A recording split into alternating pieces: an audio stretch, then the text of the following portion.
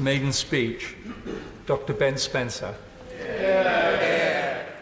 Thank you, Mr. Deputy Speaker. 7 years ago, working as a doctor on call at St Thomas's Hospital, I looked across the river at this place and I wondered what it would be like to be here. And now I know. It's actually remarkably similar to being on call, but permanently. Being a Member of Parliament is a great privilege and duty. And I'd like to thank the people of Runnymede and Weybridge for putting their trust and faith in me. I will do my all to repay that trust. I'd also like to thank the people who work on and around the parliamentary estate, who've been so welcoming and discharged their duties with dedication, diligence and resolute professionalism. I pay tribute to my predecessor, the Right Honourable Philip Hammond. Now, Philip was a phenomenal Member of Parliament. He served his country and the people of Runnymede and Weybridge for over 22 years. He held many of the highest offices of state. Now, it is also rumoured that he, like me, was a teenage goth.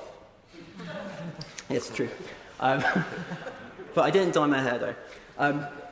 But while there are some key areas which Philip and I don't agree on, most of all, he is a man of principle. And when push came to shove, he stood by his principles. And that is the measure of a man. Now, I've heard many excellent maiden speeches from both sides of this House. And, Mr. Deputy Speaker, it probably won't surprise you that I've noticed a pattern. It would appear that everywhere, all over the country, is the most beautiful and pleasant place to live. Now, I want to put on record that Runnymede and Weybridge truly, truly, truly is the most beautiful and pleasant place to live. But it is also central to the history of our nation. Magna Carta was signed over 800 years ago and was the birth of the rule of law in our country and indeed the world. Parliament may be the mother of all parliaments, but Runnymede is the mother of the rule of law. When I walk through the Churchill Arches and I see the bomb damage from the Second World War, I'm reminded of Brooklands and Weybridge. In Brooklands, where the first racing track was built, later went on to become an advanced aviation factory, and they built over 2,500 Wellington bombers, 3,000 Hurricane fighters during the Second World War.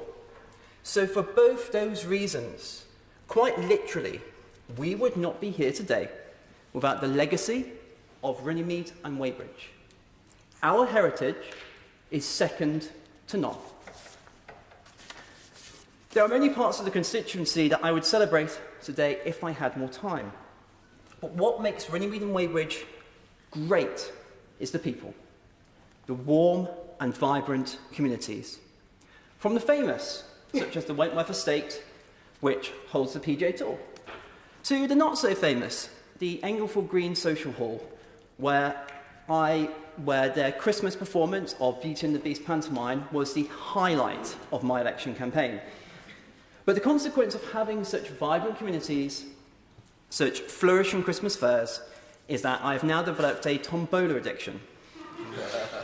But I do have several sets of bath salts, some very odd fruit cordials and drinks at the back of my cupboard which I've won, which members are very welcome to have and take home to their families. We are all here on borrowed time at the grace of our constituents. So let me tell you a little of my mission here. It's equality of opportunity. That everyone, no matter who they are, where they come from, has great opportunities in life. The opportunity to learn, to have a meaningful and worthwhile job, to set up a business, to grow old in peace and security. I wouldn't be here today without the great opportunities I had in my life, such as going to a state grammar school in the West Midlands.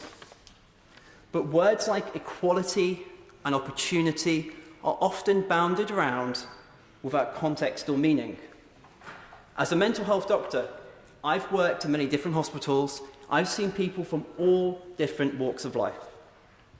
I know what a lack of opportunity looks like. Sadly, I've seen people without hope.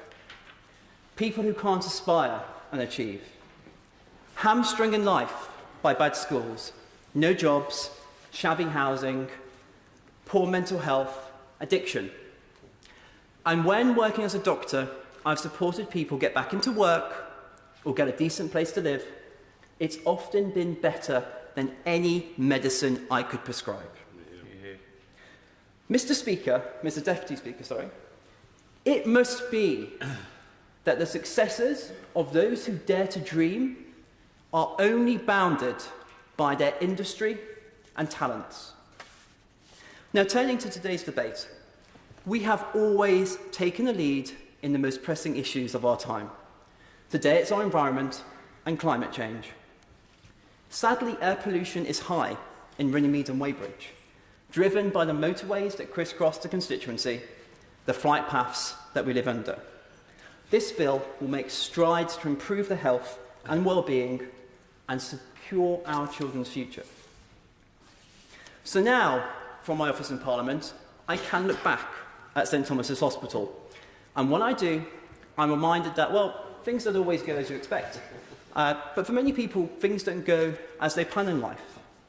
We need a strong safety net of welfare and public services, such as our NHS, which I'm proud to have worked in for over 10 years. My wife continues to work in. Our public services need effective management, leadership and funding, paid for by a flourishing economy led by a strong Conservative government. Yeah. All this is why I'm a Conservative. This is why I'm here today. Thank you. Yeah.